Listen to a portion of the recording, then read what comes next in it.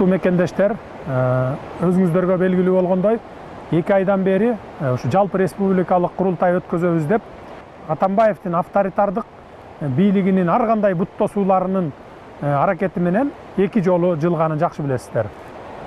Мына бүгүн улуттук оппозициялык кыймылдын программасы менен, максаты менен жана бийликке койгон талаптары менен таанышып чыктык. Принцибинде бир пикирге келиштик. Албетте айрым пикир келишпестиктер бар. Бул пикир келишпестиктерди элдин добушуна коюп чечип койсок болот. Негизинен бир жыйынтыкка келдик. Улуттук оппозициялык кыймылдын мүчөлөрү менен сүйлөштүк.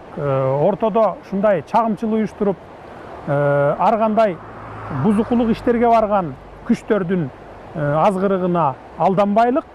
Бардыгыбыздын алдыга койгон максатыбыз ушу мамлекетти өнүктүрүү боюнча, көз карандысыздыгыбызды сактап калуу боюнча иштерде бир туралы деп бир чечимге келдик. Кимде ким сатылган мекемелердин бардыгын кайра мамлекетке кайтарылсын. Кумтөр жана башка мамлекеттеги бардык мамлекетти багып кете турган кен байлыктарыбыз элге өтсүн дегендер. Көз карандысыз мамлекет түзөлү, келечек муунга өнүккөн күчтүү мамлекетти калтырып кетели деген жарандарыбызды, мекенчил инсандарыбыздын бардыгын 10 апрель күнү Бишкек шаарынын Горький эстелигинин жанында өтө турган митингке чакырабыз.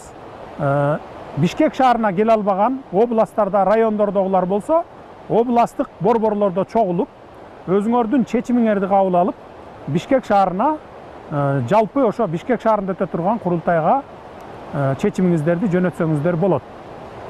Сөзүмдүн акырында айтарым, 10 апрелде Бишкек шаарында өтө турган курултайда жолугушканча сак саламатта болуңуздар.